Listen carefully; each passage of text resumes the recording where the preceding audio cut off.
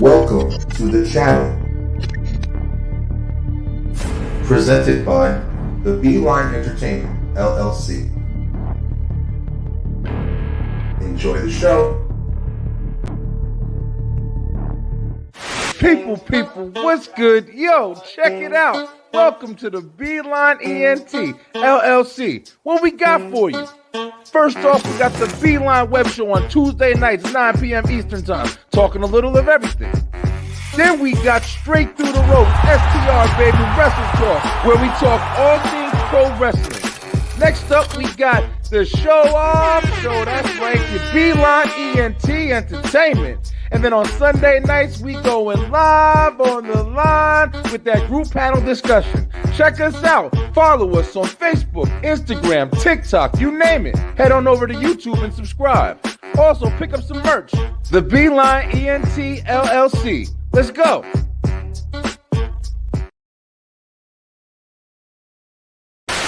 WTW Wrestletalk Wednesdays.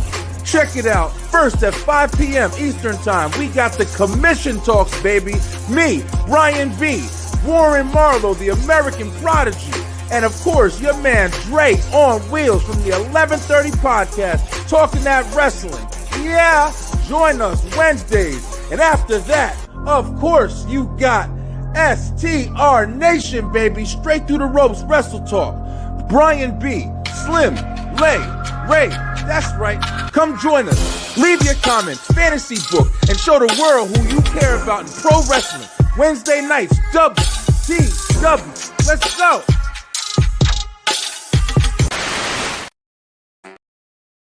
Everybody should know.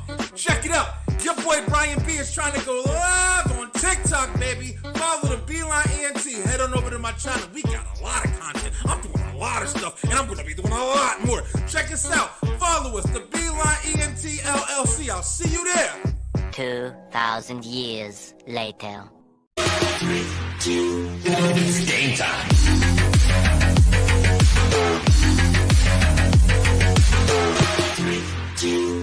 It's game time.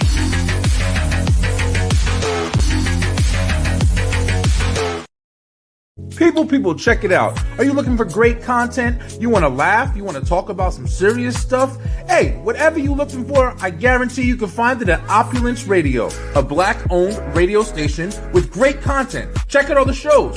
Yeah, it's a lot to talk about. Enough for you to enjoy. Check out Opulence Radio at www.opulenceradio.com. Download the app today.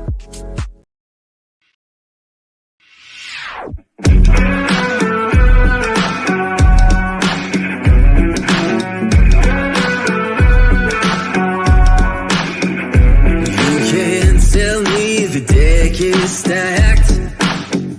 You can whisper behind my back. You can show me how the odds are up against me all day long. You can't stop me now. Can't stop me now. My feet have come too far for you. Get more W. That Gentlest energy drink mix that's going to power you through your gaming, content creation, whatever you're doing, is there for you. Enter that promo code BrianB NRG and get 10% off your order today. Get more W, get more power. Yes, you are, yes, you are, yes, you are the only one, 'cause there's something special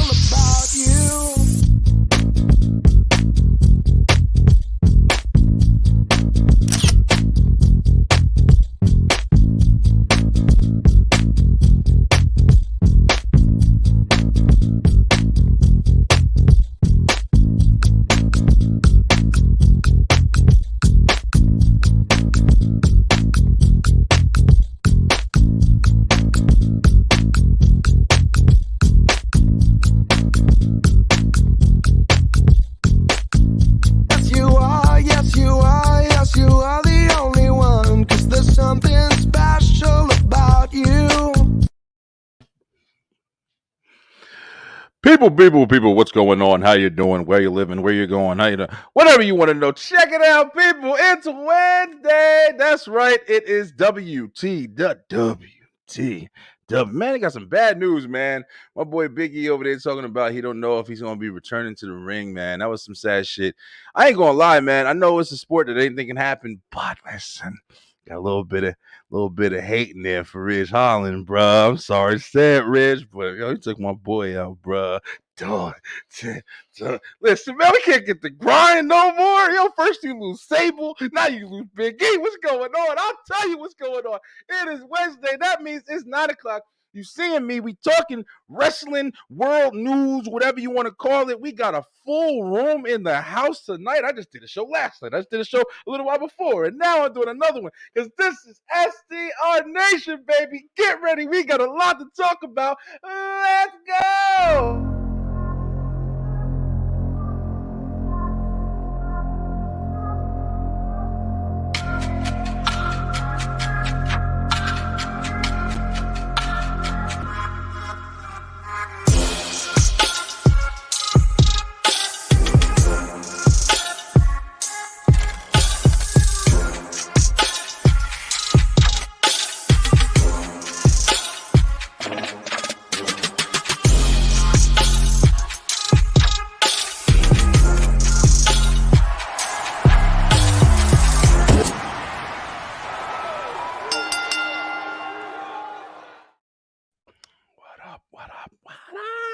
What up, STR?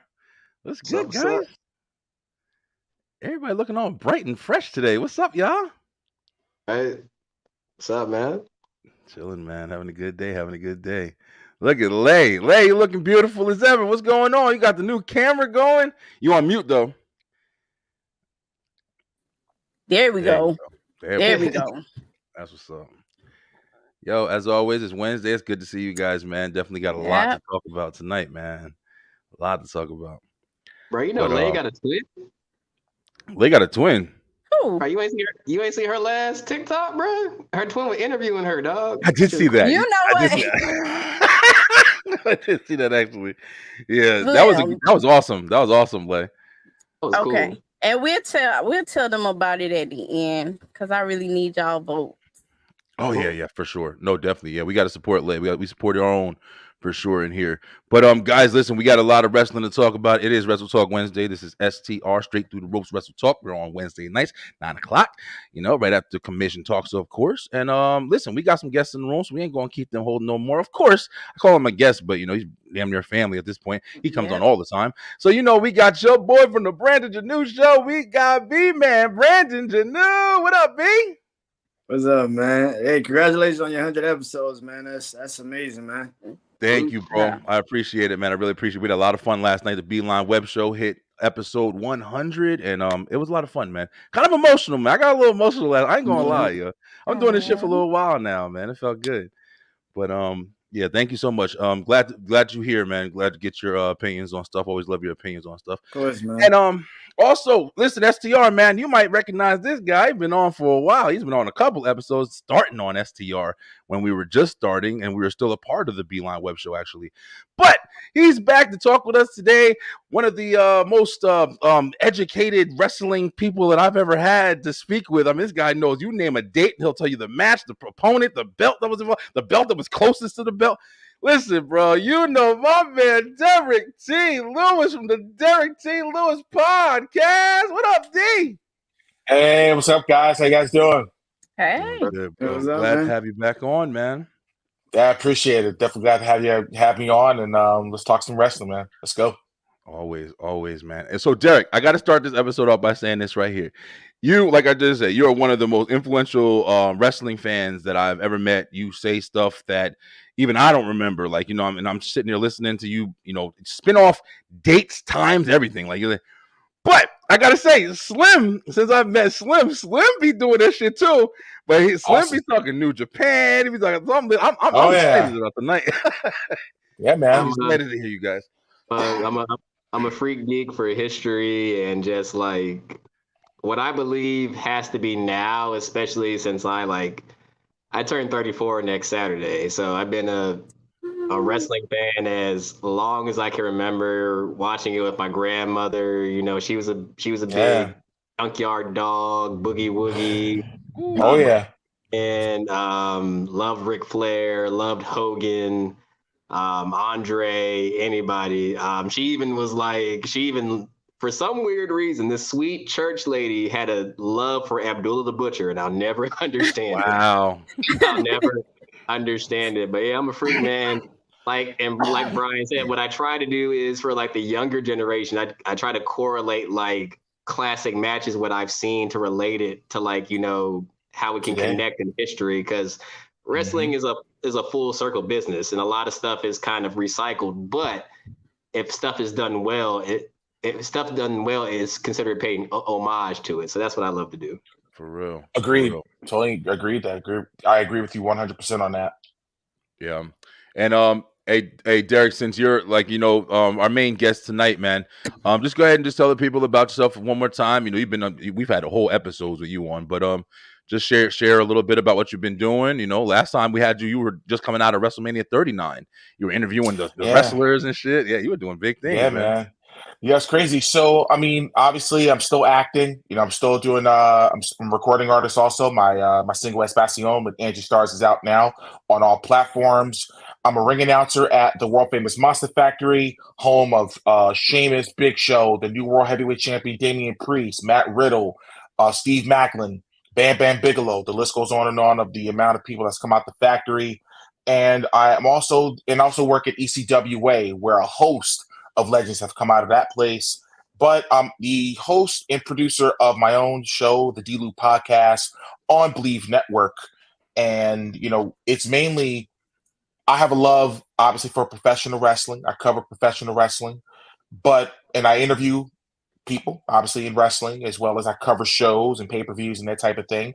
But also interview recording artists, actors, social media influencers, models, etc., etc. So it's a wide variety of things, that I love, that I enjoy, that's near and dear to my heart. But most importantly, I do have a soft spot for pro wrestling, because again, pro wrestling is indeed a love story, and I love professional wrestling. As we all, man. As we all. Yeah, I'm really glad. One thing I definitely want to say just on the show and to everybody watching as well, man. Thank you guys so much for watching. But thank you guys so much. I say this all the time, not trying to be too soft, Lay. Don't worry. I know we a heel faction. I hate you guys later, but I always gotta say, man, it's great that we've been able to connect and build something with each other. Derrick, you can, see like the changes that have come with Straight Through the Ropes, man, since we started. Oh, yeah. It's definitely been a blessing, man, and I'm so excited to be on this journey to one day be like you, D. Not no lie, man. To be, maybe going up to WrestleMania, having a booth and sitting there and talking with these guys that we watch and we enjoy every single week, man. It's definitely a blessing to be able to have such good, like-minded people. No drama, you know what I mean? It's been a lot of fun. Agreed. Fun. All right, guys. So, all the mushy shit is over with. So what's been going on with wrestling, man? Wrestling been wrestling, or has it WrestleMania is over? So, who's excited for what's next, man? Is Cody got another book he's gonna start telling us about or some shit? Or No, you know what? I'll put it to you this way: we haven't had this kind of babyface world champion in a very, very long time. Yeah. In a long time, we haven't. Yeah, think about it. Cena was polarizing because, again, it was a mixed crowd. You know what I mean?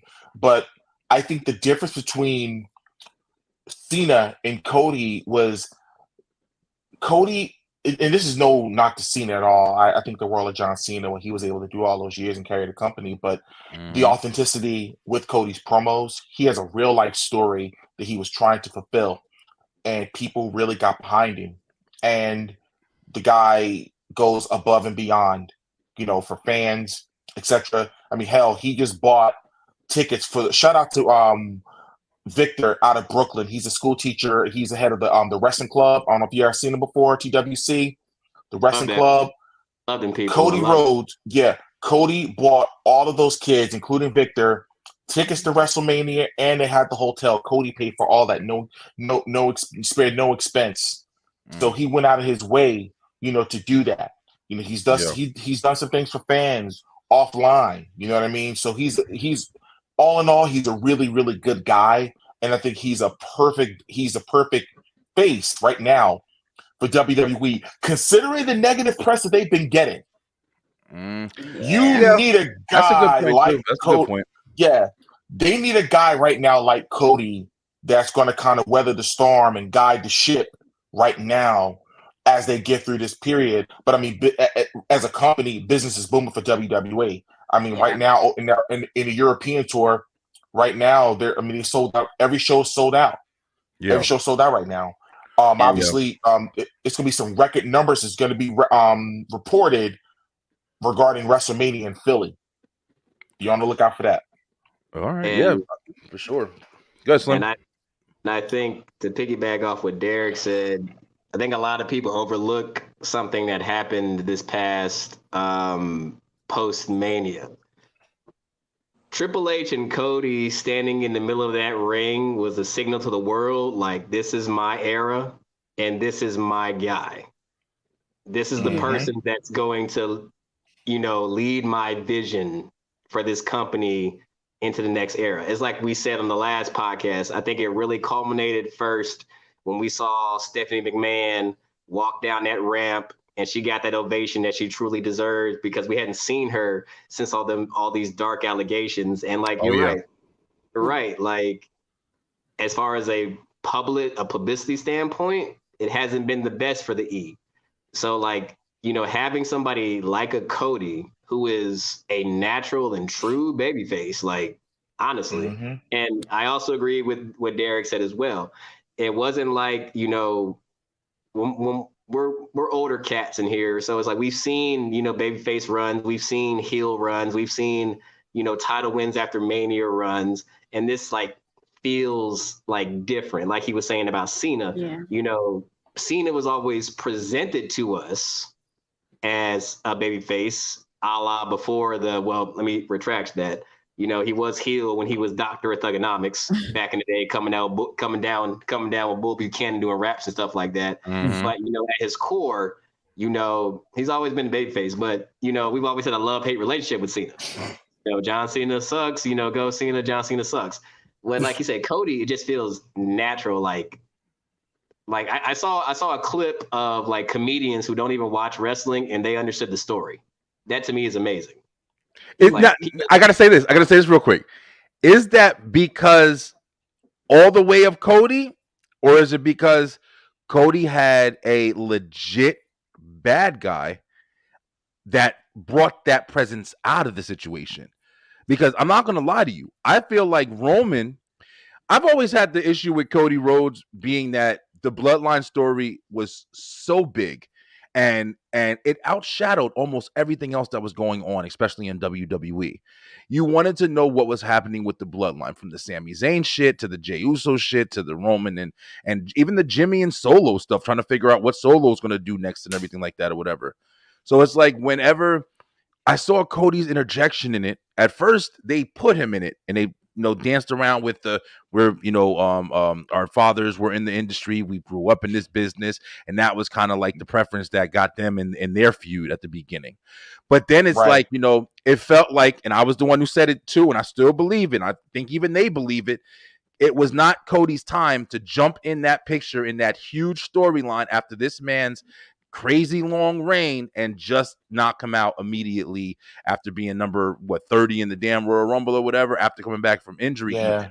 So they did the hard time story. They did it phenomenally. They did everything the perfect way. And Cody looked phenomenal, man. He looked phenomenal because he had such an opposing bad guys that were facing him, and The Rock, the final boss.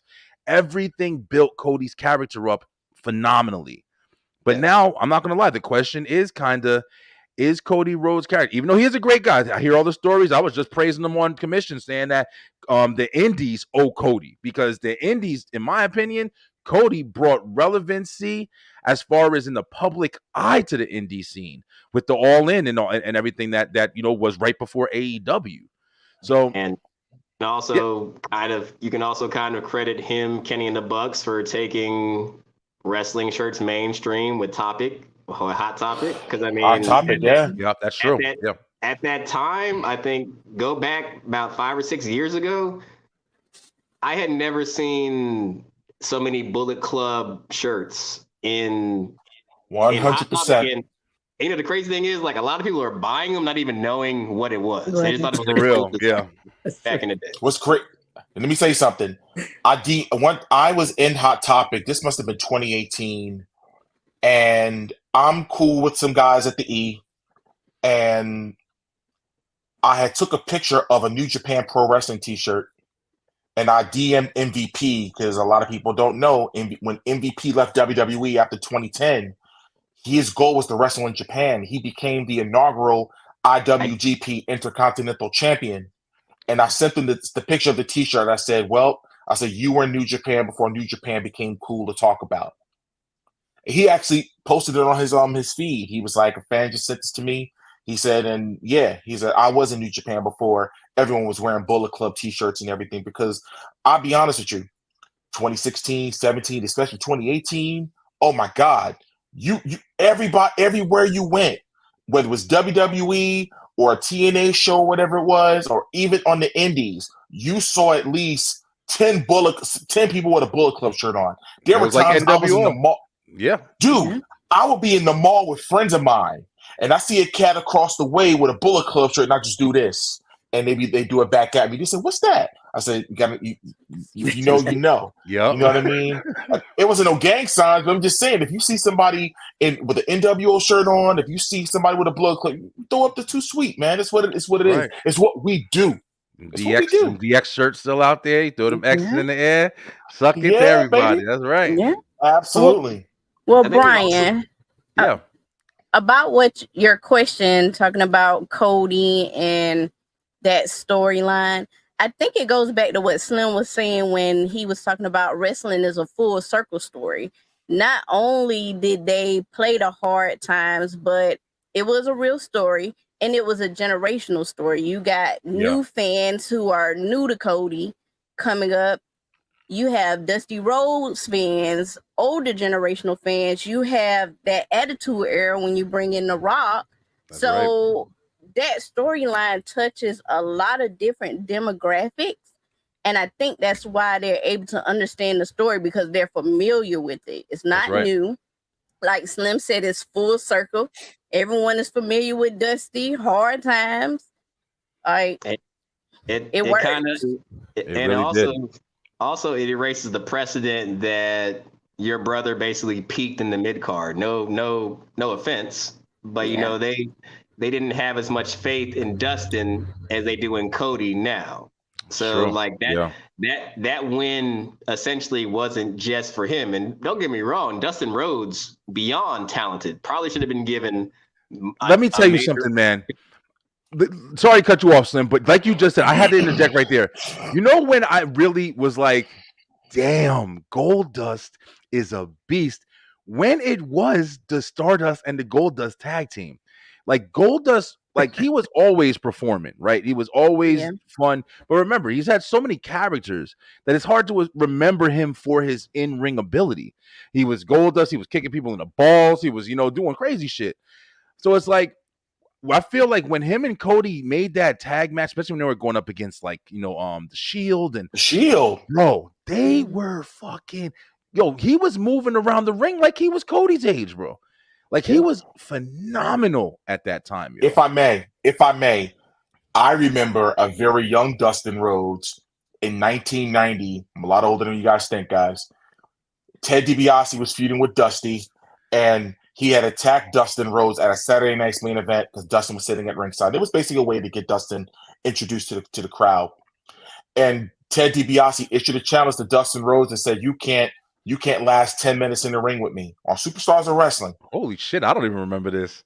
Yeah, man. And Dustin was maybe 21 at that time. Yeah. And everyone was counting down, and and Dustin lasted the full 10 minutes, and he got over just like that.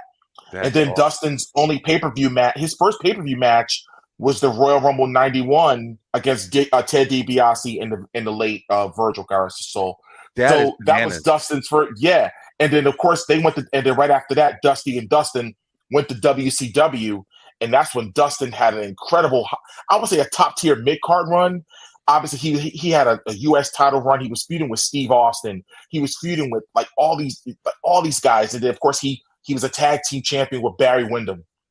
He was in the War Games in 92, 93, and 94. He was on Sting Squadron. He was on, he was on another team in 93. I told you, Sid. Derrick is like an encyclopedia, bro. Like, you don't gotta look. He was in there. Just call him. Dustin was in 3 straight War Games. 3 straight War Games at WCW. So Dustin has been putting in the work for decades. His work is impeccable. And shout out he has his own wrestling school, Rhodes Academy, down in Texas. So he has a lot of good students coming out of there as well. A lot of people don't remember he brought back that character named Seven in the later years. In WCW. I remember that. Damn. Please, my God. That story reminds me of how Dominic Mysterio got put in WWE. Because that's the same fucking thing. Brock Lesnar grabbed his ass out the crowd and beat his ass across the ring. I mean, listen, you remember Dominic was in the Dominic was in the He was in the Eddie Guerrero. Eddie Guerrero, man. Let's go back to 2005. Uncle Eddie has to tell you a bedtime story, Dominic. For real.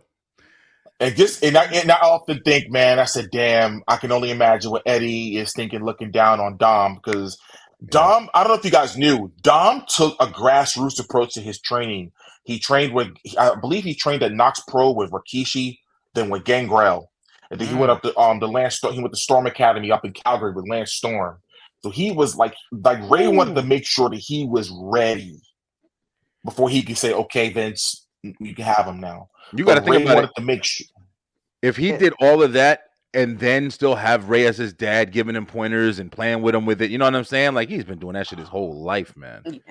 That's why. Yeah, go ahead. My bad. That's why I think it was like great to see they didn't put him on the typical NXT route. You know what I mean? No. Because usually the quote unquote nepotism hires are catered to respectfully, but we saw Braun Breaker go down there. We saw Charlotte go down there. We saw even if it was OVW, Randy Orton went down there. We never OVW, From our perspective, we just saw Ray come along to the main roster. I mean, Dominic come along to the main roster during the pandemic, and we're like, when's he actually going to get in the ring? And I remember seeing him go against Seth during the pandemic. SummerSlam. That's right. To see where he's at now is like a total 360. Yeah, because that match with Andrade was one of the biggest great. heel. Yeah. You know what? I knew Dominic was the guy when, think about this, in a matter of 4 months, he had in less than that, he had Randy Orton's first singles match back, and he had CM Punk's first singles match back. I was at Madison Square Garden the day after Christmas to see CM Punk's first match back in 10 years with the WWE, and he was in there with Dom Mysterio. So that just goes to show you that he could be trusted in there. He knows what he's doing, and he's going to be a WWE lifer for a very, very, very long time. Yeah, I believe it. And the crazy thing is, whenever Ray retired and passed that mask on to him, based on that match they had 2 years ago at WrestleMania 40, he looked just like him in that mask. Yeah, it was crazy. Oh my God! Yeah. I was there, and I was in the press box at 39, and when they showed him getting out of the paddy wagon, I had to do a double take. I'm like, oh my God, he looks just like Ray. He couldn't, but then of course from afar, he looks like a tall Eddie Guerrero with the mullet and the way he moves, and the remember when Eddie was a heel in WCW, he just had that slow that was my favorite. That's my favorite Eddie Guerrero. Like at WCW, Eddie Guerrero was my favorite, yo. Fighting Psychosis, that was the shit back in the day, man. Those guys were killing it. I mean, still one of the greatest matches in the history of pro wrestling was him and the Mask versus the Belt at Halloween Havoc '97, which they did get PWI Match of the Year, because that match was incredible to this day. I can put that match up against any match today. 100%. That match made me discover Lucha Libre. I'm not just talking about just what I saw in WCW. I was looking where are these, when I saw Ray versus Eddie, I'm like, this is different than Hogan versus Flair. Right. Yeah. Agreed. 100%. is different than what I've seen Savage and everybody else do. So I was like, what type of wrestling is this? Because this ain't normal. And like, you know, Right. once you see where they come from and like, you know, see the passion of it, and you know, that's when, you know, I got introduced to like digging deeper, looking at La Parka, Psychosis, you know, the Juice, Juventud Guerrero, one of my favorites of all fucking Yes. time, man. Yo, Kids got to go back in that library and see how stacked that division was. It was like, this unbelievable. Yeah. But I will say, however, Paul Heyman was the one. Originally, they gave those guys a shot. ECW. Oh, man. ECW. Again, you have Rey Mysterio Jr., That's Psychosis. Oh, the list goes on. Like, I'm super crazy. You know what I mean? Yep. He had all those. So Paul Heyman was originally the guy that was trying to get that brought Lucha to America. And because obviously Midnight Skydice would come through in and out of America from time to time. But I'm talking about on a mainstream level, even though ECW was still on syndication on television and stuff like that, they didn't get their TV deal till like 1999. Yeah, but it came they later. were like the first promotion to really give it a shot. And then, of course, Eric Bischoff at WCW had the resources to pay those guys. And you figure Conan was basically the liaison for getting all the Mexican guys from AAA to come to WCW, and how they would have to do that relationship like that. That's fucking awesome. Hey, B, what you was gonna say, bro? Nah, that's my favorite wrestlers. Juventud Guerrero. That was one of my favorite shit. cruiserweights, man. Super That's crazy. my favorite. Super crazy too. He was in ECW. That was my shit. Yeah, Juventud Guerrero is my favorite. In WCW, I used to love his match. I couldn't wait for his matches, bro. Him and Billy Kidman. Oh yeah. Billy Kidman. Yeah, Billy Kidman with the Ravens flock. Yeah, man. And, bro, Billy Kidman, the first person to get jorts over, baby. Oh, man. With the dirty T-shirt. Yeah. Dirty wife beater. Yeah. Hey, but the smoothest shooting star press you ever see. Ever. In my opinion, he does it the best. Some people say Evan Bourne. I still go with Billy Kidman. Just that effortless. Who has an underrated shooting star press? The best in the world, Shane McMahon. I mean, come on now. Shane do got a nice shooting star press. Hey, Shane I'll almost say killed him man. a million times. Hey, I'll say this: if he had hit it, Brock would have had the most impressive one ever. Yeah, he did hit it. 1,000,000%. Yeah, he's hit it. He's hit it He before. gets He's hit it before. On Velocity, I think, right? I think it was yeah, but it was on a dark match. But you know, for the agent that told him to told Brock to do that, like, come on, man, like you can't. And mind you, that's saying, I'm gonna leave. I'm not gonna ever speak of the individual's name because he's a piece of trash. But the individual that told Brock to do that also told Sid to do that one-legged drop kick off the top rope. Listen, bro, that was one of the most devastating things. That clip every time, bro. I hate that clip, bro. Oh, no. That shit was horrible when his leg was just dangling.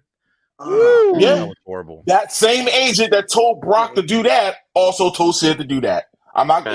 Y'all might know who it is, but he's a part of that that lawsuit that's going on right now. Does he got a tennis the other racket? guy that I'm not gonna speak of. He doesn't have a tennis racket. No. Somebody else. Okay, I don't. Let's just say he has a voice like this. Oh shit! Wait. No. Sound like Al Snow now. Al Snow sounds just like that. No.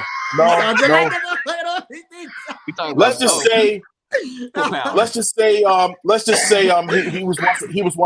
was once a dynamic dude. He was once the executive vice president of talent relations. That guy. I'll never speak of his name. Okay. Yeah. Punk puncher bag. That's what I call his ass, really. Punk puncher bag. That's what it was. Okay.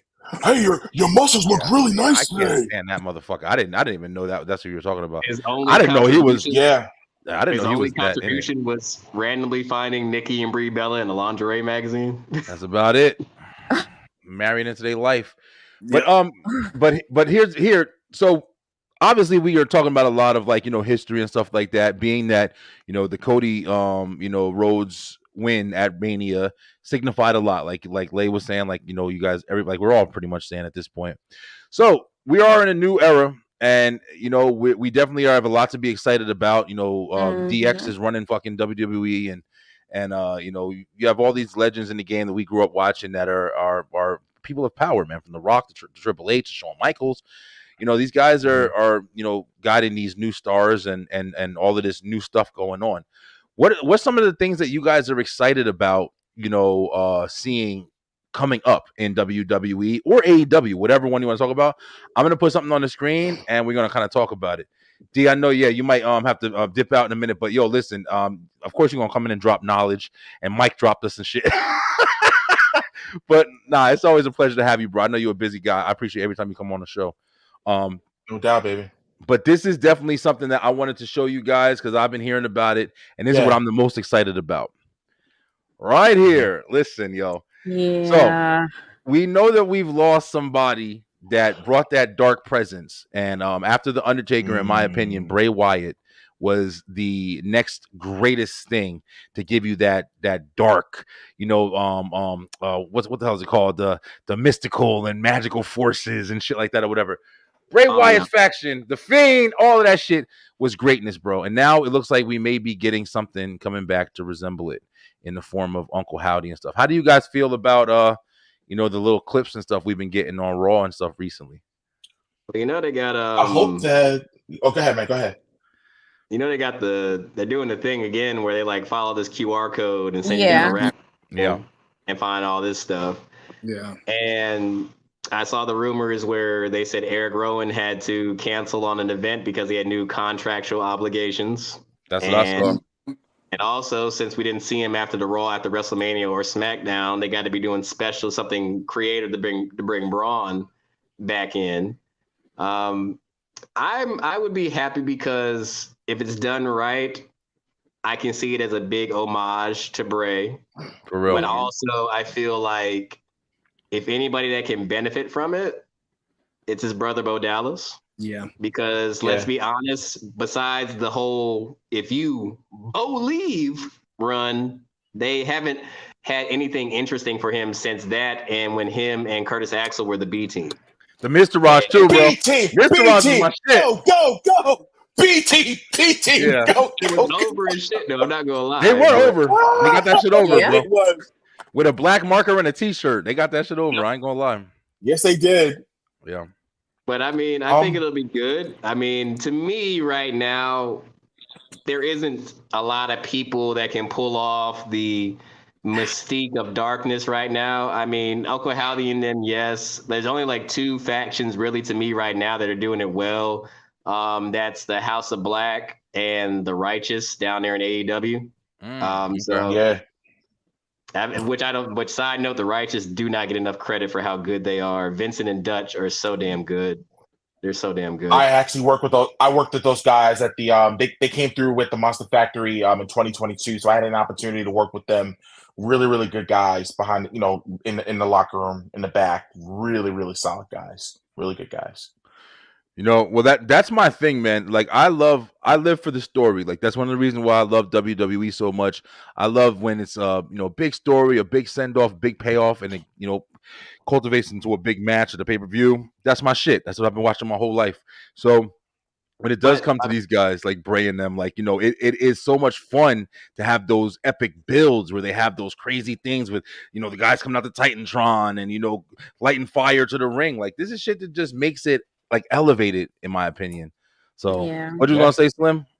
Man, but to answer your question fully, for the second part, one thing I'm excited about, and I've been preaching about it ever since I met you, rest in peace to those ugly tag team titles. Welcome those gold belts.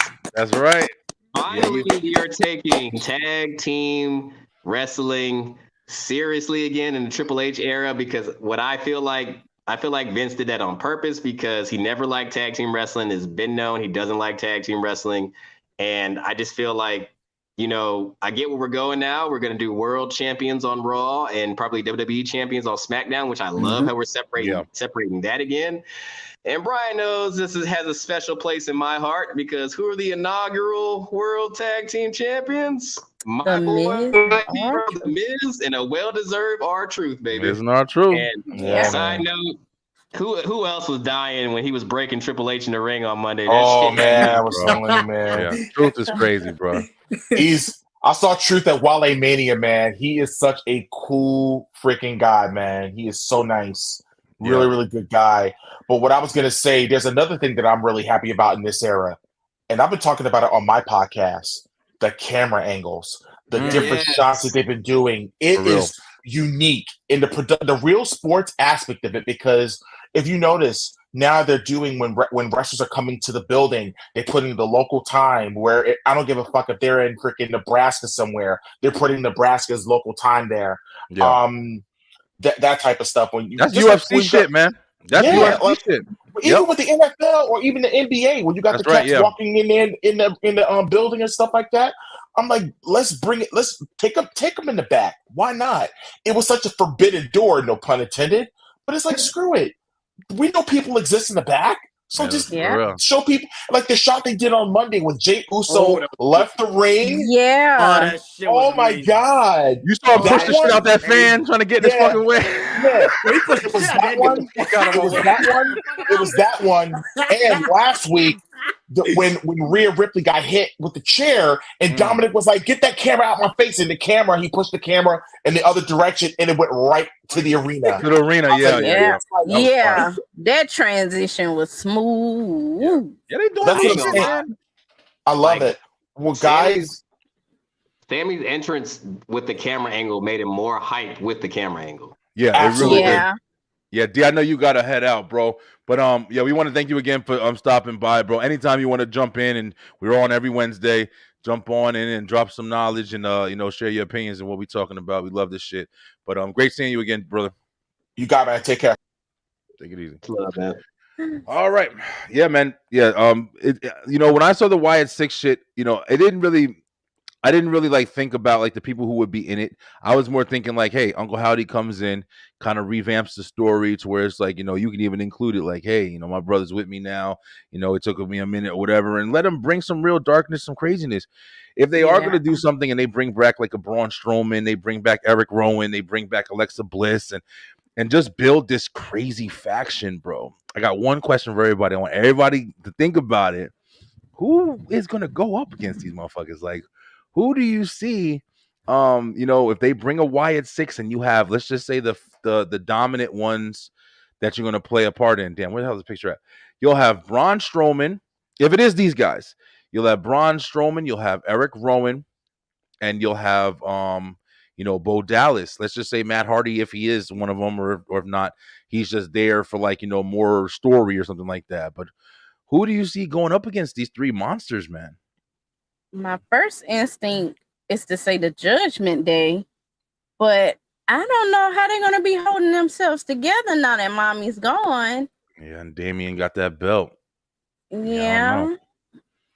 I want to say this with a grain of salt because I don't want it to be too overproduced because their creative minds are so like that.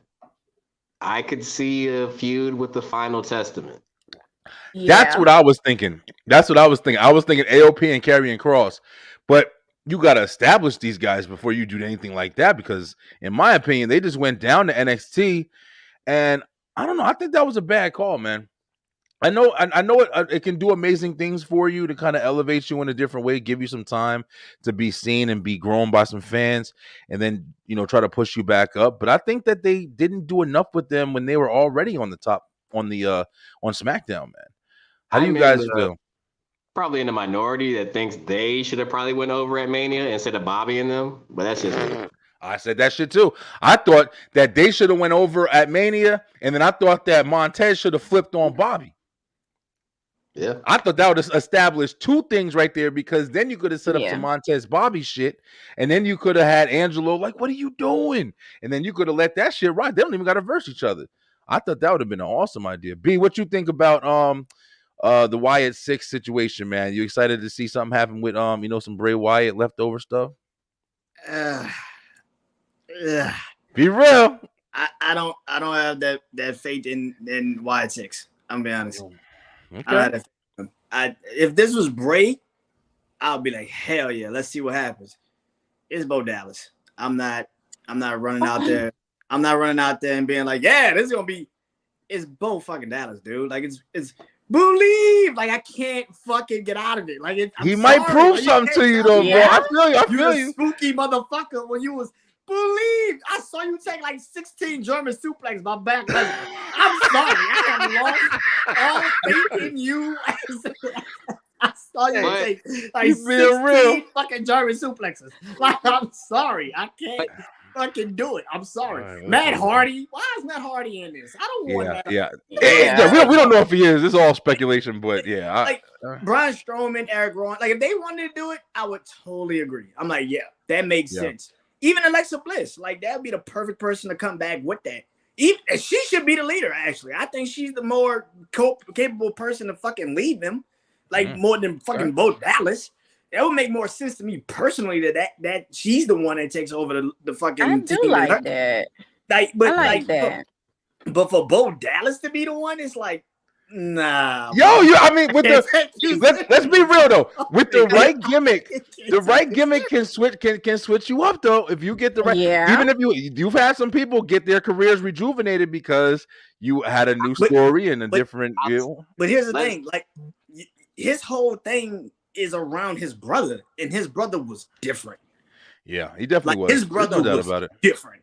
So I'm sorry, I can't get excited for you, bro. I'm sorry. It's just even when you was Uncle Howdy, but Bray was there, it made a little bit more sense because it's Bray doing this shit. Yeah, Bray was a fucking different kind.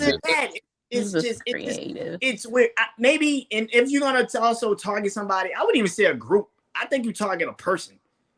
You gotta go at a person because a group is hard. But if you target a person, that's a way different conversation. Like if you target AJ Styles. Fuck AJ, man. AJ better do something. He better do something with this title match, or I ain't gonna want to watch him no more. I ain't gonna lie to you. I gotta get tired of AJ. He ain't doing shit. Don't do AJ. Yeah, AJ Styles got new music and he ain't doing shit. All right, the same motherfucker. The ring. That new music sucked. But if you target like AJ Styles, or better yet, Randy Orton, who has history with Bray, why not target Randy's interesting. That's actually a pretty And on top of that, you get him back into a heel faction, make him the leader. He could go after Cody. Perfect. You got what you wanted. You got Cody now with a true actual rival with history. Because you can't get Randy Orton over to being a heel right the fuck now. So what do you do? I disagree with that. You can get Randy Orton to be a heel any fucking time. I think it's one of the best things about Randy. You can just flip on that motherfucker immediately. But he's so into his career. He's such a legend. It's hard to boo the motherfucker right now. It really is. You might not boo, but listen, bro. If we could just boo for The Rock like we just did, you could boo for Randy. But that goes into the baby face structure of Cody Rhodes, because that's the only motherfucker I ever seen get The Rock booed. John Cena couldn't even get that shit done. They barely got that motherfucker booed. What did you want to say, Slim? Cena couldn't even get this bitch booed. Like that's not how bad that shit was. I mean, I was piggybacking off what he was saying. The last person I think got The Rock booed was Lay's favorite, Hogan, when they were at Mania. That was a natural boo too. But I mean, I say that to say this, like, okay, don't do that. I say that to say this, like, I think we got to give him a chance because, I understand you're like, okay, I don't want to see Bo Dallas lead this faction, even if he is Uncle Howdy. But let's look at it. Let's look at it the reverse end. Bray wasn't always the Fiend, and he wasn't always the Either of Worlds. He wasn't always the Swamp Messiah. This is a guy who started off as Husky Harris. Yeah.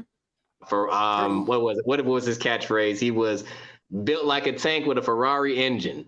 I never heard that shit in my life. Is that really what it was? That's my first time hearing that. Yep. I would have kicked him out of wrestling if I'd heard that shit. If I was anybody of power, get out.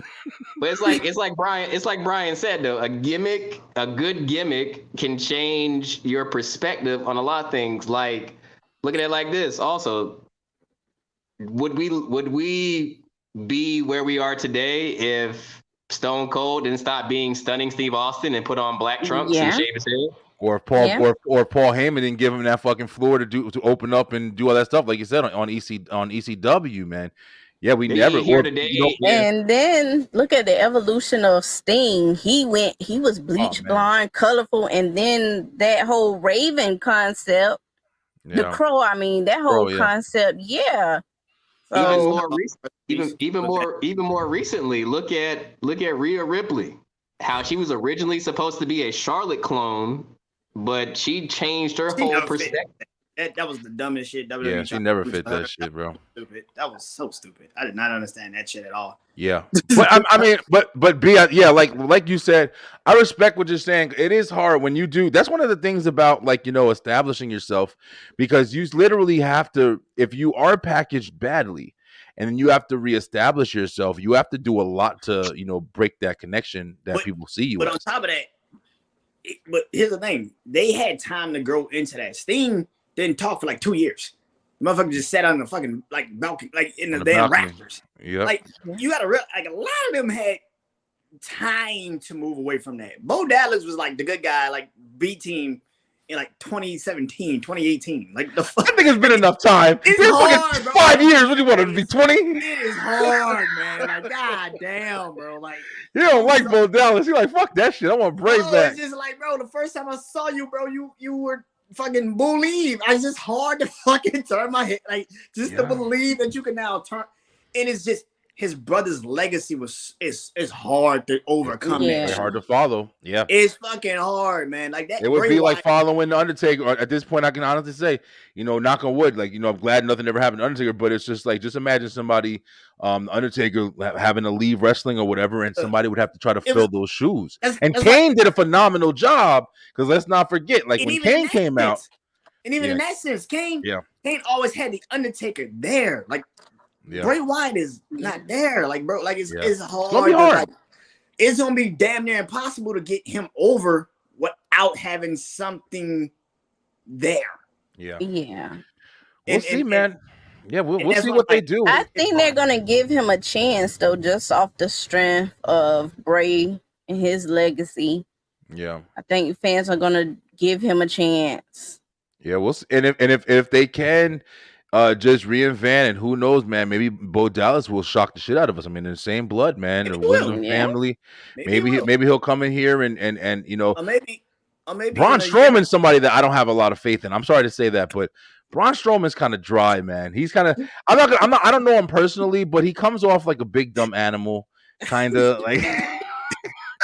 Go do some flippy dippy things, man. When them motherfuckers started playing that train in the background when he's running around, listen, I'll fucking turn my TV off right now. Idiot running around, knocking people over. Stop fucking playing with me, all right? And I just couldn't get behind Braun Strowman, bro. Even when he was flipping ambulances and shit, I'm like, bro, get this fucking big dumb animal off my TV. I don't want to see this. Let's just go back to wrestling. This motherfucker flipping up cars. No! Like I'm watching Godzilla or some shit.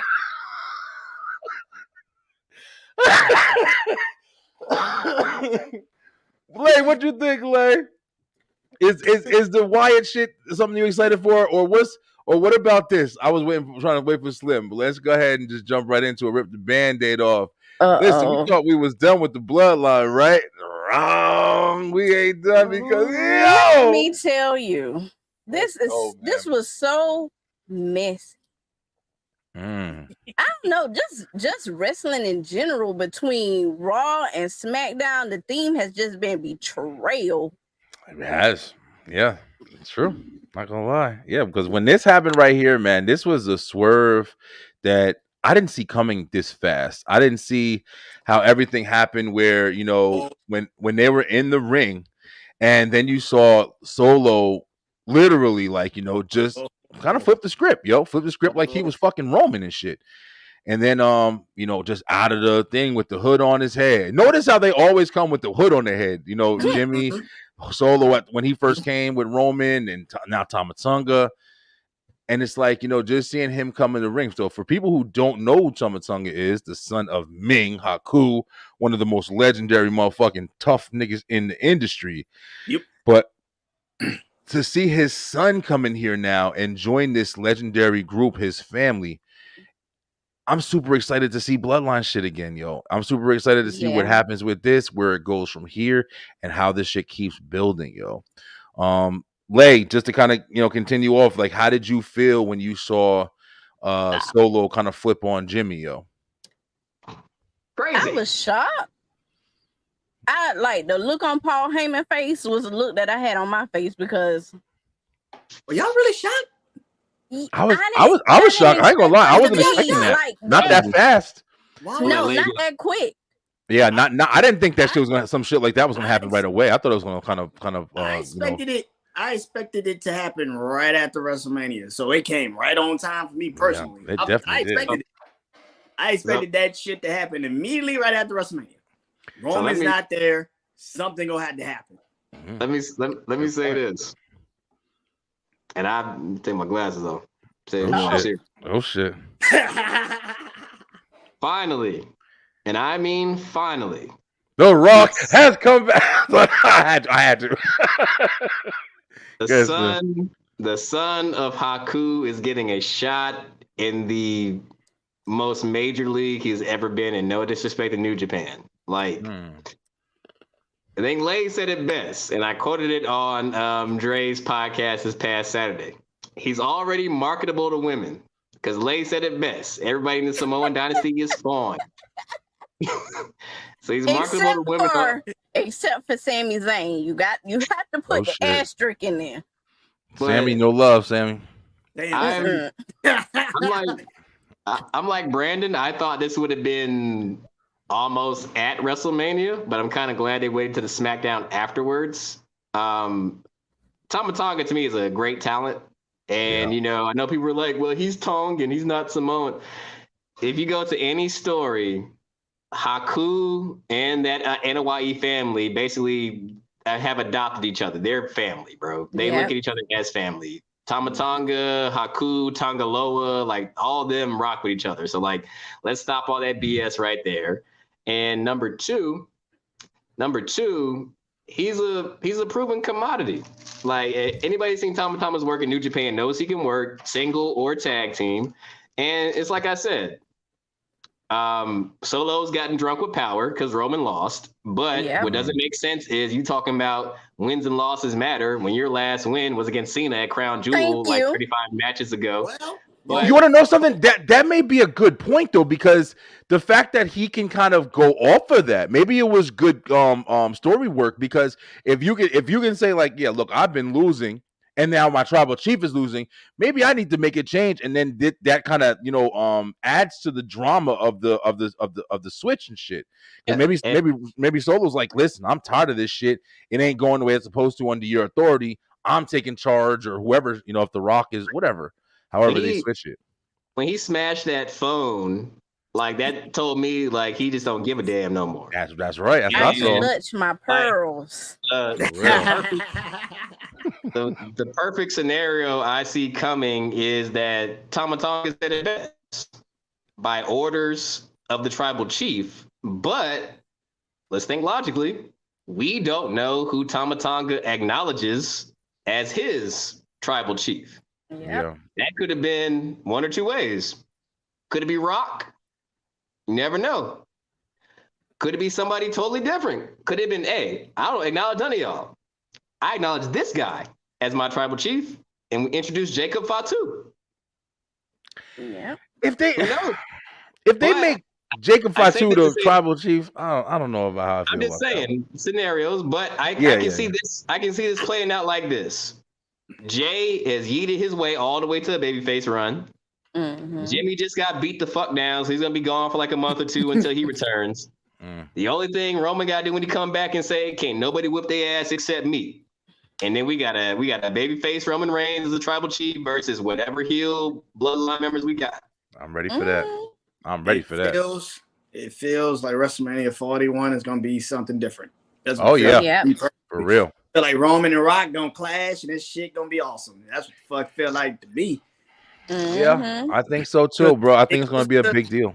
And it goes to what happened on that Raw when The Rock said, "I'm the one that beat you, Cody."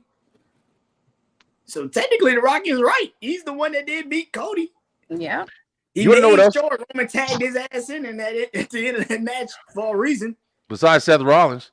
Wait, yeah, I get what you're saying on night one. But listen, here's another thing that, with you just saying that I kind of just thought about right now. A little bit of an annoying tell that we got to kind of deal with now is until we get Rock versus Cody, I'm pretty sure we know that he's going to keep the fucking belt. So it's like almost anybody that we see him versus, if you're like a fan, you know what I mean? Like, if you're like a person who watches this shit and understands the game, like Cody gonna keep the fucking title until The Rock comes back, and that's a little frustrating. And we don't know how long that's gonna be. Yeah, because ain't nobody. I ain't trying to watch no shit. I'm just saying, like, bro, it's not. It takes away from like the fun of like, oh, maybe we can have a new champion or something, because we're gonna watch this shit and we're gonna be like, oh man, this motherfucker ain't never gonna lose this shit until The Rock coming. I don't even think he's losing to The Rock. I think Roman gonna have something to say about that. Yeah, I definitely don't think he's gonna lose to The Rock. If The Rock fucking takes the title, then he can go take his ass to the board meetings and just stay there, because you abusing your power a little bit now. Don't if he takes the title from Cody, I don't give a fuck even if it's a trap or whatever. I'm gonna be honest, that SummerSlam match might be for both titles. The Rock got the People's Champion, so that shit might be for both titles. Yeah, when they were trading back and forth. Ain't no way. Don't do that. Put it on the shelf. Put that shit on the shelf somewhere, please. Don't do that. He loved that belt. He came out there. They was trading back and forth. He gave Cody a 3.5 in his hand and went on. Listen, that shit was so fucking weird. Am I the only one that thought that? I didn't like that shit at all. Yeah. I didn't like that shit at all. I'm sorry. Rock, I love The Rock, but I feel like The Rock just came back for an amazing run. I feel like he should have just fucking sailed off into the sunset until he came back to jump into the Roman Reigns shit. Right. I feel like he should leave Cody alone. It's already done. The story's over. Let it go. I'm not interested in seeing them anymore. I was interested with the Cody bloodline shit. Now that that's over, I'm ready for what's next, man. I ain't gonna lie. Right. Is it? Does it seem like Cody is the pivoting point for why Roman and The Rock about to go at each other? Cody ass. Don't even say that. Don't even say that Cody is the reason why The Rock and Roman gonna fight. That is horrible. Then you don't know what's gonna happen with him and Jay's storyline. Yeah. Because sooner or later, Jay is gonna want that belt, and all that buddy until I eat you next time is gonna be out the window. Well, I'll take it. The way it look, Jay gonna stay on Raw and Cody going to SmackDown. So that he's actually on SmackDown. Yeah, they just made the announcement. Yeah, that he's officially on SmackDown. Yo, listen, speaking of Jay, draft is coming up. Yeah, but I think that because he's the champion, they're gonna keep. He's that champion. They just posted it that he is officially a part of SmackDown. No, Jay can go to SmackDown. Oh, you mean Jay? Yeah. All right. Well, speaking of Jay, now that you're saying, I got this right here. I wanted to show you guys and get your opinions on this, and we're gonna kind of go around the room. I was talking about this on commission too, but I want to get you guys' opinion. Now I want you guys to think about this shit for real, like not just because you think, oh yeah, he's having fun right now, but can you see? I'm gonna explain the whole thing so everybody kind of has it. Do you see Jey Uso as a main eventer and a world champion? Now, when I say this, and I think I'm gonna just put together this question. Not beating Damian Priest, okay? Not beating Damian Priest and, beating Damian Priest. I'm not going to lie to you. I'm not trying to hate on the belt or anything like that. Anybody right now can beat Damian Priest. I'm not saying he's bad. I'm not saying he's I'm just saying if anybody beat him, it wouldn't be something that's like, oh, man, how did that happen? It would just happen. Simple facts. You feel me? Did I just hear that? Yeah. Oh yeah. No, for sure. I've never been a super over Damian Priest fan. I just wanted him to do something spectacular at Mania with that Money in the Bank, and he kind of did. But listen, that's what I mean. So if Jey Uso and Damian Priest fight for a title and Jey wins, it's not like he won and it's like, wow, I can't believe Jey Uso won the title. He just won the title, in my opinion. Now, if he beat fucking Cody. Then he is like holy shit, this is the next big thing. I can see Jey Uso like I can see The Rock. I can see Jey Uso like I can see The Undertaker and shit like that, Big fucking names. John Cena. Jey Uso is in these shoes. I personally can't see that shit. I'm sorry to say it like that, but I'm not saying anything against him, but I'm just saying he's a phenomenal athlete. I think the Yeet shit is over. I think it is, but I ain't gonna lie. I think that Jey Uso is kind of mid-card right now, and I don't really even know what I can see him elevating like from after that. So that's my perspective. How y'all feel? Should I silence the whole room and shit? Go ahead, I Lay. mean, I get what you're saying, and in some regards I do agree because I still see him as a part of a tag team. I can't I do too. shake that, and I kind of feel like they're going back into that direction anyway, just by how they were referencing Jimmy getting attacked on Raw Yeah, Monday he's still a night when part they of that, kept yo. making references, and he was like, "Oh, that's my brother." So I So feel like they're gonna take it back into that direction, especially since they're about to start emphasizing on tag teams, Yeah, and yeah, that's true too. you can't revive a tag team division and not include the Usos. I mean, here's my thing. Jay, I think we all saw it at Mania, and it's not a knock on their match. I expected better, but Mm-hmm. I think we all saw this. Jay clearly has the more athletic move set than Jimmy, because in that entire match, you could see Jimmy was somewhat limited more than Jay. Now, I say that to say this. Do I think Jay is going to go over Priest in the next couple of weeks at Backlash in France? No. Do I believe he's a main eventer? Yes, because I believe that the push he's gotten right now, the way he holds the crowd in the palm of his hand, and he can cut a decent promo. He's not as theatrical as The Rock or as quote unquote menacing as Roman, but the crowd rocks with him.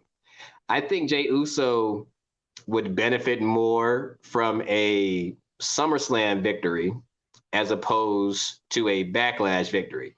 I said to say this, give Priest a decent reign. He has earned it from his work with Bad Bunny to everything he's done with Judgment Day. And I really feel like, what Seth made that title to be, the workhorse title, he can do that. But sooner or later, you can't have a gimmick named Main Event Jey Uso and you not win in the main event. So that's my thing. And then also like Lay said, you got to do this when it's right, because when you drag him back into that bloodline storyline, it's going to consume everything else. Which is inevitable. That's what I was saying on commission. It's inevitable. The story and the bad thing is the bloodline storyline is bigger than Jey Uso's main singles run right now. And I'm sorry to say it. And I think that's another big reason why I can't fully get behind trying to see this man be an established kind of like super main eventer, man. I just don't see it. And I'm not knocking Jay at all, bro, because I think he's a phenomenal athlete. Yeah. I love seeing him on TV. But I'm not gonna lie, I would rather see the Usos, man. I miss the Usos. Yeah. It was just something about their dynamic, man. It was all together. I missed the bloodline, that fucking classic bloodline with Roman, the Usos, fucking Sammy and Solo and Paul. Listen, if I get that whole group back together and go up against like the Wyatt Six or even fucking the Final Testament, I'm down. I'm down for a babyface bloodline run, or even go up against the new members of the bloodline and just go on some war game shit. Like, I don't know, man. It's difficult to like speak on because I want to see new people in the main event scene, but I don't want to just see anybody. You know what I'm saying? Damian Priest, I'm not gonna lie, he still got to prove himself a little bit more. Of course, he has been doing phenomenal. The Judgment Day shit is phenomenal, but at the end of the day, you in big boy shoes now. Motherfuckers is looking at you, and I don't even know if you're ready to get past Finn Balor at this point. Because if I saw Finn with that title, I would believe it more than I see Damian right now. Even though I was with Damian, but anybody can hold the Money in the Bank briefcase and cash in successfully. And that's what makes it entertaining. But once you got that title, now you have to be established as a fucking champion. And until that really happens, and we see that hardship, just like Cody shit in 39, we ain't gonna know, man. That's just my opinion on that shit. With the main event, Jey Uso, I never thought Jey was a main eventer. Even when he started fighting Roman, I was like, this shit don't make sense.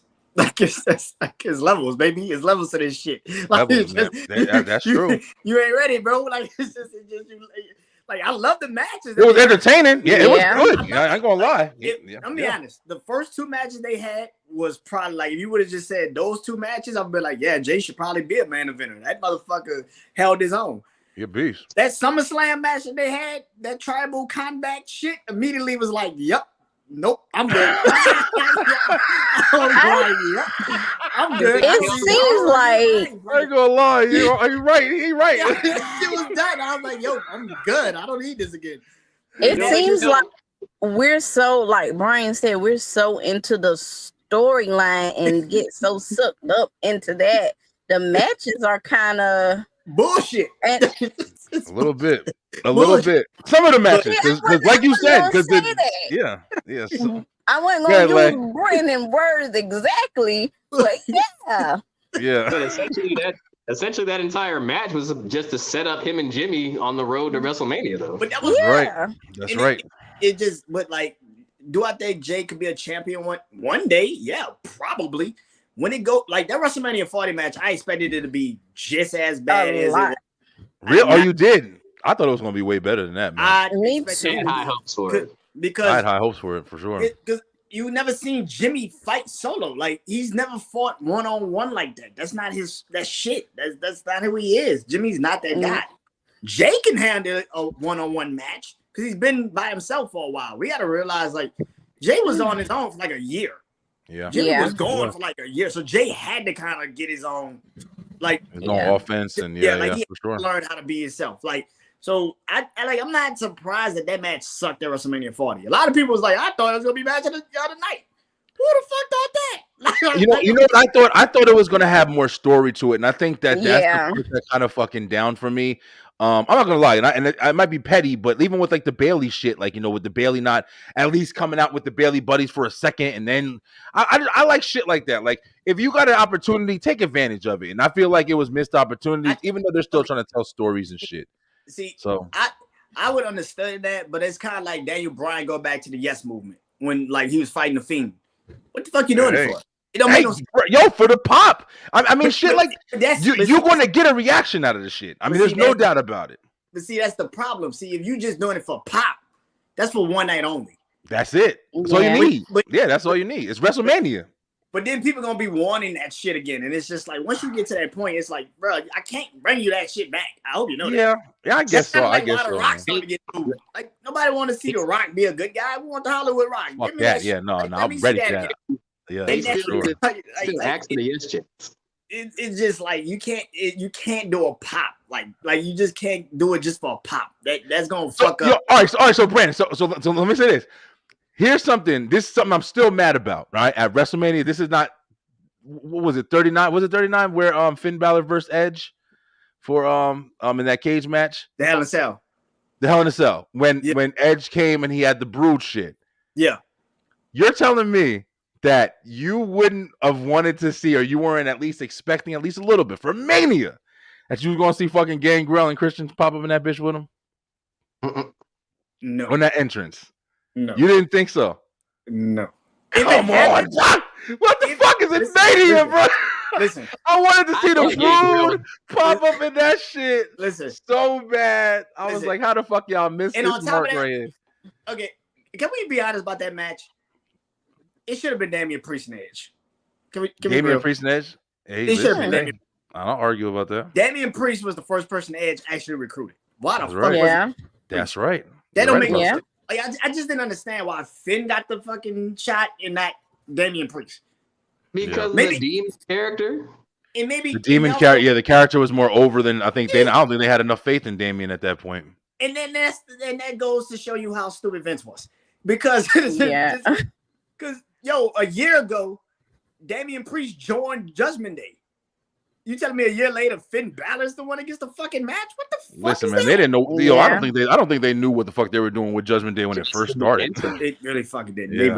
They were just trying shit. It feels like, but hey, it worked out. What though, Brandon? You said that about Vince. It just made me think. Like, don't get me wrong. Yeah, Vince is a genius, but it's a limited genius. Like he has to work within certain parameters and certain boxes because I didn't know he didn't even want to name WrestleMania. He wanted to call it the Colossal Tussle. So he should have been fired right there. Yeah, the Fink actually came up with the WrestleMania name, so that just goes to show you. Just imagine we were calling that today. Colossal Tussle. Oh gosh, we're on the road to the Colossal Tussle. Yeah, we would never be watching this shit. It wouldn't have made it as long as it did. The WWE would have been dead that moment after. Yeah. We'd be talking AEW shit right now. WCW would have ran their ass out the business. WCW and ECW. Yeah. Right. How would you cut a promo, you and me, at Colossal Tussle? Nothing sounds serious after that shit. I just won the Royal Rumble. And I you want you don't want to point at the Colossal Tussle sign. Yo, listen, I'm about to fucking make a in W2K. I'm about to make a ring and all that shit. Colossal Tussle. You know what the fuck is holy? That's what he was gonna name it. But that's why it's good to have people in the room that's smarter than you. So I think that was Vince saving grace. Oh my he always God. had people in the room a little bit smarter than him because that Colossal Tussle, that wouldn't work. He had trouble adapting to newer audiences and only focus on stars. And if anyone caught his attention, hey, listen, hey, Vince did something right because he ran this bitch for a long ass time. But yeah, of course, he definitely, I'm pretty sure there was a lot of handlers and stuff like that helped him on that journey right there. And here's the thing: as great as the Bloodline storyline was, he never wanted Sammy in a fucking storyline. Yo, Sammy made that shit, and he bro. made that storyline. It's just like that's what Vince did. He had a hot story. It was like, nah, I ain't gonna put Sammy in this shit. It makes too much sense. Man. It makes too much fucking sense. They had a lot of stuff like that. Go ahead, Slim. Feeling Uzi. Yes. And letting them kind of go off on their own shit too, like that was also fun. That's probably another reason why the Bloodline shit was so fun. But you are seeing that more. You're seeing more personality in some of these promos and stuff like that. Yeah. With CM Punk and Drew McIntyre, and and it is good for some because everybody, we want to see more personality and we want to see more freedom with these guys. Everybody ain't that talented on that tip. No. Everybody can't cut promos and shit like that. So you still need good script writers and stuff like that to back these guys who don't have enough, in themselves. I'm sorry, but AJ Styles is another one. Like you could change your music, you could change your moveset, you do whatever you want, AJ. What You're did good in the ring. I'm sorry. What Yo, I'm AJ just saying. I'm trying to do? call this. Yo, this is why I'm saying so much about AJ right now. AJ's in the situation where he's fighting LA Knight at Mania. He's got this going on. He had the OC. He came back with this bad guy character, and it's been the same shit. I don't know what the fuck. I don't see anything different. He changed his music at Mania. All right, that's about the only thing that's different. Now you go to what's it called? Comes to your house. You're pretty much the same guy that you were. He's a character that's going through a change to be the same fucking character, and I just don't get it. I'll be honest, man. Fucking tell me something different. Like he's the same shit. That nigga said that nigga is a mirror. That nigga is just a mirror. But That's his move. Hey, Brandon, that's his move. The mirror. The mirror. He's getting ready to go. So maybe that's why. Oh man, he said he is getting ready to pass. You think the he's ready torch to? I believe it. because he was talking about it in the interview when this guy asked him which AJ Styles era was his favorite, and he was talking about how much he's enjoying what's going on now, and there's really not much more. Yeah, I believe it, man. He's been doing it for a while. Don't do it. I thought you was finna talk jump, Brian. No. Yo, you know, was about to do it. No, I wouldn't do that. Yes, I would. Yeah, you would. Yo, did y'all ever see him playing games online, like on up, down, and you see him like rage quitting on games? Yo, he a rage gamer, bro. Like he be flipping out. Yeah, he flips out. Like he was fighting Seth Rollins in like 2K, and Seth was beating him, and he was like, you're taking the table, smashing the stuff. Yeah, he a fucking rage gamer. That shit funny as hell. Yeah, so let me ask this though. How people feeling about this Chad Gable heel turn though? Oh goodness, Chad snatched that man up while he was hugging his wife. Chad. Just the disrespect. You gonna slam this man while he hugging his wife in the midst of him in his hometown. That man just was standing out there being emotional, saying, "Oh, this is the first place I came to watch a wrestling match," and he was so happy. Had that cool transition. He should have slammed his wife too. Do them both. Brian, you just heartless. In front of everybody. This shit is you crazy. heartless. Hey, Glenn, you wanted some heel shit, right? Right.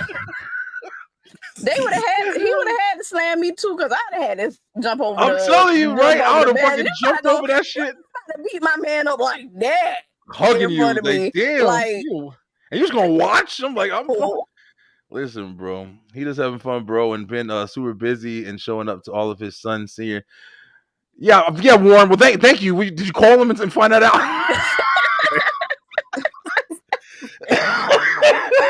I don't care about his personal life. I want to watch you wrestle, damn it. But listen, I'm not an AJ hater, but when Sammy came in front of him after the match and put that belt down in front of him, that's where he snapped. Oh yeah, that's when he crashed out. When he laid that belt down in front of him, he was like, "This." It was a good decision. It was a good decision. I'm sorry, but I was talking about this commissioner too. Like I don't know, bro. I don't see. Chad is phenomenal. I have to justify what I'm saying. This shit. He's phenomenal, bro. He's a phenomenal talent, but kind of similar to Jey Uso, man. I don't see him being like a threat like that. You know, I'm sorry, bro. They calling him Pert Gable, so hey man, they calling him Pert Gable. So I don't know. He might come out there, and you know how Kurt used to be. Kurt pop about 5 or 6 and go out there and body slam everybody. Slam. Really did. The only thing I need X is a Creed Brothers heel turn and put him with him. That's what they were saying. That's what I think Dre or Warren said on commission. Yeah, they said having like a team angle kind of deal with the Creed Brothers. I mean, that would be dope. That would be dope, but I still don't see. I can't see Chad Gable as fucking Kurt Angle, man. He's relatable to him, but he's just too small, bro. I'm sorry, he's just a small guy, and like, well, I thought Kurt is like 6 feet. Yeah, Kurt was the same size as everybody else, basically. I mean, he was Triple H's size and everything, 6'2". Kurt? Yeah. Yeah. Yeah, Kurt wasn't small. No, you know who I thought was short though? I thought Finn Balor and Austin Theory. I thought that they were short because they torsos are a little. Yeah, Finn is like 5'11". It's crazy when you see these guys, you think, and you see like really tall guys, but most every wrestler, I've looked this shit up too. Most every wrestler is like almost 6 foot. Well, I think they are taller than me anyway. Yeah, Rey Mysterio is like 5'7" or 5'8" or something like that. But most wrestlers are at least 5'11". I think Finn Balor is like 5'11". It's crazy. How tall is Austin? Because he looked a little. Austin Theory, let me look it up. I don't know. Shoot. Austin Theory and what's his name? Alexa and Zelina Vega. Alexa Bliss is like 5'2", and Zelina Vega I think she's like the same thing. Okay, so I can take Alexa. You know, Bailey. Yo, you know who shocked me? Fucking Rhea Ripley is like she's only like 5'7". Who? Rhea? Rhea. Yeah, Rhea looks like she's like 6 foot and shit. Right. Yeah, she's 5'7". Bailey's like 5'7", 5'8". Kurt is 6'1". That's what Warren just said. Thanks, Warren. Got the trigger fingers over here. I'm over here trying to type and talk shit at the same time. All right. But listen, guys, man, I ain't gonna hold everybody up too much more. I've been doing shit. We was on commission for 2 hours too. But we can all agree, man, at least we are seeing some new stuff, happening, and it is a lot of fun. We haven't talked about any AEW. We were talking about some AEW stuff like that. We saw the whole CM Punk thing and that desperation move. And they're trying to say now that them showing that CCTV footage could like reopen something in that lawsuit. And they were talking about in UK now they're having like some this broadcasting issues because they show that CCTV footage and it's against some law in the UK. So they better lie. Like it was fake. We're wrestling. What the fuck? Right. It was a work. That's what I'd be doing. I lie my ass off. So speaking of AEW, They have a show pay-per-view coming up this Sunday called Dynasty. Should be a very good card. Great match. We have Will Ospreay versus Bryan Danielson. That should be pretty good. What I believe should finally be the crowning moment for Swerve Strickland as he fights Samoa Joe for the world title. We're getting Young Bucks versus FTR 3 in a ladder match, which should be interesting. Roderick Strong versus Kyla O'Reilly for the International Championship should be pretty good. Willow Nightingale against one of my favorites, Julia Hart, for the TBS Championship. One of my favorite female wrestlers right now, Timeless Toni Storm versus a rejuvenized and reloved Thunder Rosa. We all know how hard she has worked to get back to that spot, especially with everything Thunder Rosa went through, being a locker room nuisance in her past. Yeah, I really like her promo though. You didn't like it on Dynamite? Is that what it's called on Friday? Friday is Rampage. Rampage. Yeah, it was. I don't know. It was. I felt like she was forcing. Yeah, I was never a fan of Thunder Rosa, man. Like I remember her a couple times. I tried to get into stuff she did, and like you were saying, it's like it was always something else going on with her. I don't know. It's like, you know, when somebody's trying really hard to be relatable, but like it gave me, and oh gosh, this is probably bad, but it gave me like that J-Lo, Jenny from the Block. Yeah, I'm like, I just I was eating my sandwiches. Remember what she said? J-Lo. We were not relatable anymore. You know, like.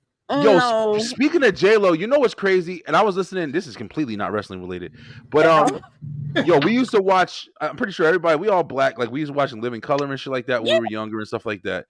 Yo, Tommy Davidson was giving an interview. I forgot who. Oh, he was talking to Shay Shay, and saying like how like she kind of like dissed him, and I've heard a couple of people say because remember Jamie Foxx said in his stand up, he remember when she went from Hey Ho to J-Lo. J-Lo, yeah, J-Lo and Hey Ho, yeah. Like, girl, we didn't even know your name when you was a fly girl, and now you trying to act. Don't come over here acting like you all relatable now, and you stay true to the block and get the fuck out of here. You got some money and you dipped off and got full of yourself. Oh, and can't forget this. Shout out to Jon Moxley for becoming the new IWGP World Heavyweight Champion over this past weekend. Yeah. Great show at Windy City Riot. Also, kids, I'm telling you, you want to see a banger of a match for junior heavyweights, you got to watch Mustafa Ali versus Hiromu Takahashi. That was, to me, a 5-star match, and I sent the promo in the group chat. Yeah. Mustafa Ali's promo afterwards was a banger. But the one thing people really got talking about was Mr. Scapegoat Jack Perry. And the way he came out into that Chicago crowd, and he really is leaning into this character, boy. He is really leaning in. I'm glad he is. I'm glad they're getting some kind of benefit from that event because, I mean, that's about the only positive thing that I've heard so far is, they're using that, footage and everything to kind of establish his character, and they need it. They need it, because Jack Perry, if he goes over, he goes over. I mean, it's cool. It's gonna be different from Jungle Boy. That's the last thing he was really relevant in being. In my opinion, Luchasaurus and Jungle Boy. I love that shit. I mean, I wish they would kind of go back to the styles like that. But we'll see what he does with it and where he goes because AEW does need some help right now, man. You lost MJF, Adam Cole. There's a lot of people that's, all this intermixing stuff. I was talking about this on Commission as well. Like, it's everything's intermixing so much. I don't even know who the fuck is who and what show they're on or what belt they're holding at this point. Like, you got a million people doing everybody's damn, platforms. So I'm glad that Moxley won. It's a great accomplishment for him. But at the same time, it's like, ain't you on AEW, motherfucker? Like, why are you over there? It's just, it gets confusing at times, man. Apparently, they're going to honor his dates as champion. So he's apparently going to hold that title for a little while. Okay. What they going to do in New Japan while he got the title in AEW? Oh, he's going to be over in Japan. Tony's giving him time to go over there and defend it. That's cool. Tony needs to figure his fucking life out, yo. I'm sorry, man. I was talking about this on what's it called? I guess it's fun. I guess brand loyalty is a thing for me, man, and that's a way that you build Tony is a credibility for your trick. shit. Tony is You a trick. Tell him, Lay. Yo, Lay got her fucking camera working, everything. Lay talking shit today. Let's go. He is. I like him, but I don't know. Something just when I watched that footage and how he was talking about I was afraid for my life and clutching my pearls and all of that. And then I saw the altercation, which first, let me say, because a lot of people are like, well, CM Punk, you still don't choke anyone that you work with, which I get it. You don't. I don't care what goes on. In the real world, that would be assault. Mm-hmm. Oh, yeah. But it wasn't as bad as they tried to make it sound. I thought It really CM wasn't. Punk was back there like it was a death match or something. Like it was fucking Scott Steiner and what's it called? Remember they fighting DDP and shit. Like motherfuckers was a fight back in the day. Right. Yeah.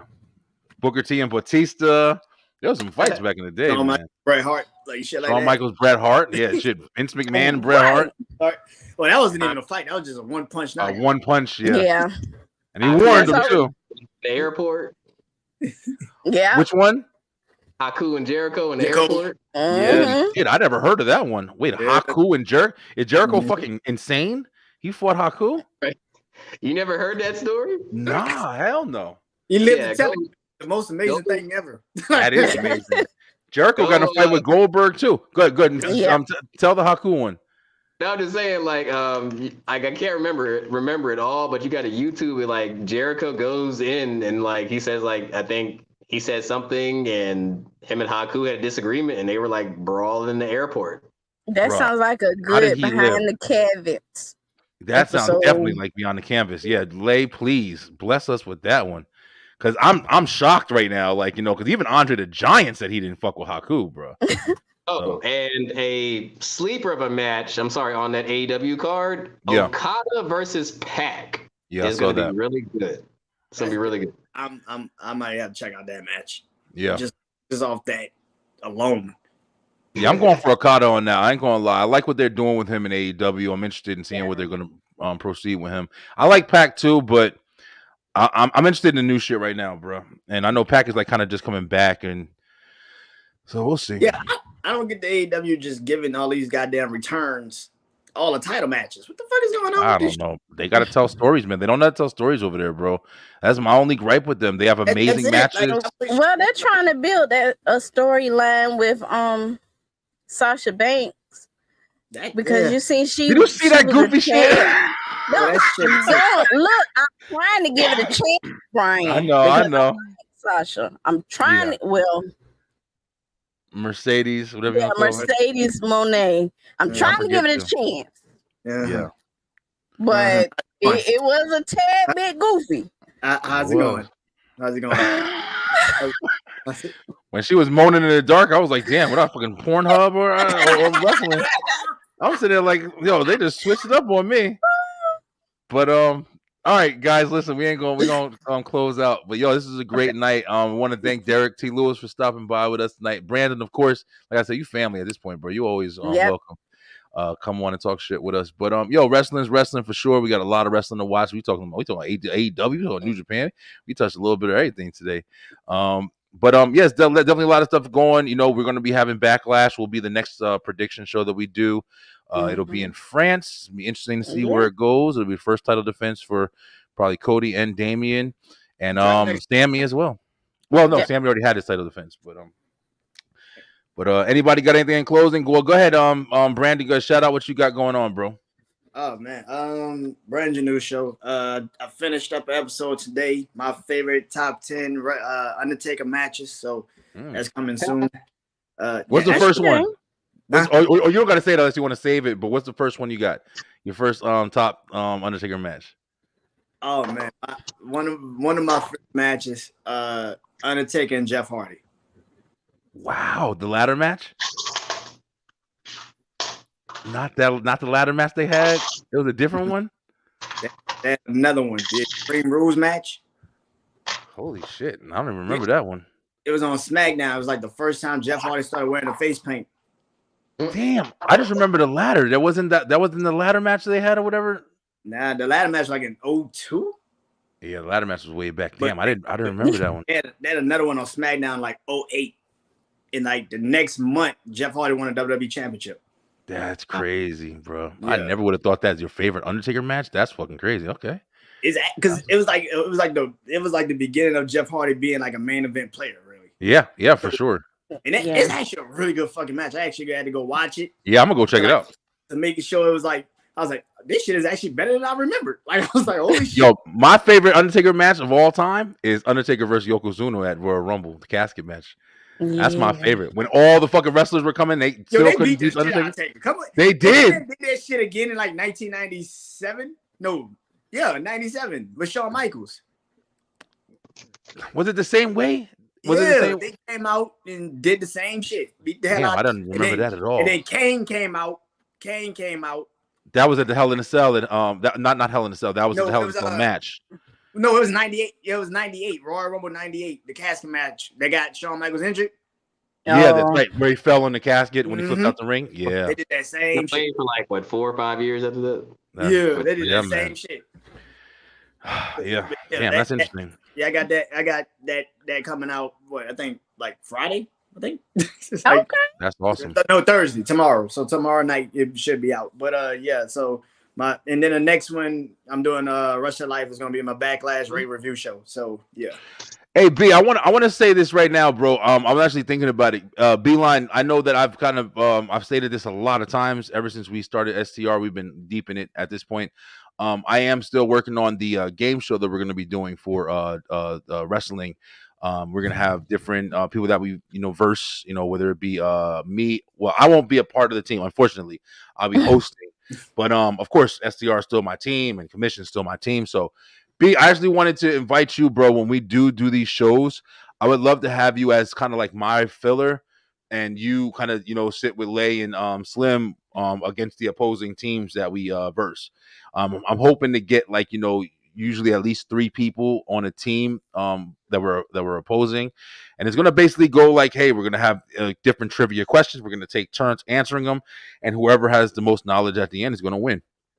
And we'll be able to take home a prize afterwards or whatever. It's gonna be a simple game, but it's gonna be a lot of fun. Like we're gonna have name that wrestler and stuff like that. Well, so, we got Slim, and he's coming in the God mode, the goat of goats. I'm telling you right now, yeah. So it's gonna be a lot of fun. But yeah. So there'll be times where we go up against Commission. It'll be times I'm really looking for especially the bigger teams. There's some wrestling groups out there with 7 people in them. So. When we have bigger teams, we'll be able to go ahead and, stack the card and beat it. It's going to be a lot of fun. It's almost done. I'm hoping to have it done by the end of the month, and then I'll start making the promotions for it. But it'll be a lot of fun, guys. I'm telling you right now, you ever put me and Derrick on the same team, we go automatically win, bro. Oh, yeah. Y'all motherfuckers. Listen, I'll just drop out. Y'all can have it. Y'all motherfuckers just know too much. I can't remember everything. I got a bad memory with stuff. Bro, I looked way too fast, and when you sent it earlier this morning, and I was like, did he fucking get Caprice Coleman? Who was that? Caprice Coleman? Caprice Coleman. Yeah, who's that? Caprice Coleman is probably one of the most influential black wrestlers on the independent scene, but he's really well known for all his work in ROH, and he's pretty much been one of the voices for ROH for the last couple of years. Man, listen. Don't worry, I'll get him. Derrick knows a lot of fucking people, man. I don't know. Not trying to be funny. Go into that wrestling group we're in on Facebook and just ask anybody for any Caprice Coleman matches or promos, and you'd be surprised. I think he's actually in that group, if I'm not mistaken. Oh, really? Okay. Yeah, I gotta check that out. Which one? Because I'm in 1,000 wrestling. Probably. You talking about the STR group? The STR group? The national. Oh, the African. Oh, yeah. Okay, yeah. National African. Yeah, we are. I think we're all in that shit. Yep. Yeah, see, that's a good group right there. But yeah. Well, guys, listen, we got like we said, the wrestling game is coming. Of course, STR every week is coming. I don't really see any misses. It'll be at least one of us going to be in this motherfucker. Go ahead, Lay. You got something to say? Yeah. So I just want you guys that are watching to vote for me. I got nominated for Host of the Year at the Southern Plug Magazine Awards. So that's going to be in Charlotte, June 30th. But right now, you can vote all the way up until May the 4th. All you have to do is go to southernplugmagazine.weebly.com. Or you can, if you follow me, I have me and my twin doing my interview, and it'll give you all the information there. So just follow me at that @Lele4260, and you can get that information.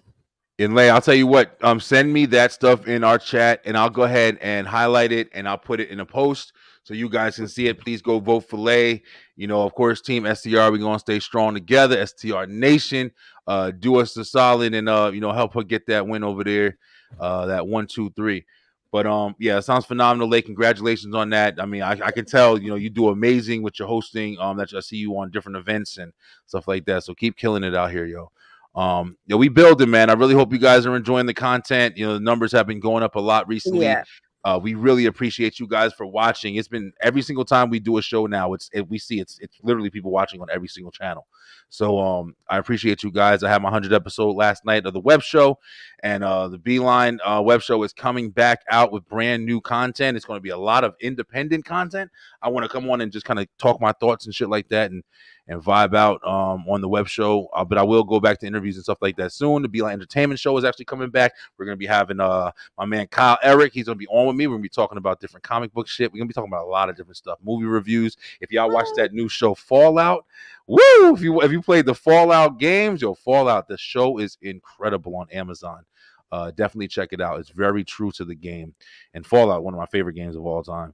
So, guys, listen, it's been another great week. Wrestletalk Wednesday. We will be back next week to see what happened at AEW Dynasty. That's what it's called, right, Slim? Yep. Yeah, that's the name for it. Hopefully Swerve got that damn title, man. I'm tired of seeing Samoa Joe with that shit. Samoa, go take your ass back to announcing, okay? You ain't doing nothing no more. Right, you just a hater. I'm a hater today. Hey, you about caught up with Drew. Oh shit! I'm Drew McIntyre. You up there with Drew. Listen, Drew is a king. Drew's a king of hating right now. He was a king. Had he went to the back, he would have stayed a king. Yeah, but we ain't gonna talk about that because we'll be on here for another 30 minutes. That's right. Paul, you definitely please hurry up and get cleared. Please hurry up and get cleared. Yeah, please, man. Please stop getting injured too. That's another thing. Listen, y'all better build yourselves up. Eat your Wheaties or vegetables, whatever you gotta do. Popeye spinach. You know what it is? Wrestlers not saying their prayers and taking their vitamins no more. Tell you, man. We need Hulk Hogan back in this motherfucker. Right, that's the problem. Fucking injured every 5 minutes, man. All right, guys, no more. Listen, STR is signing off. I love you guys so much. Until next week, stay true, stay positive, pay attention, take your vitamins and your Wheaties and get strong, and come back with us, and we'll see you next week. Good night, guys. Hope you guys have a great night. Dude. Peace.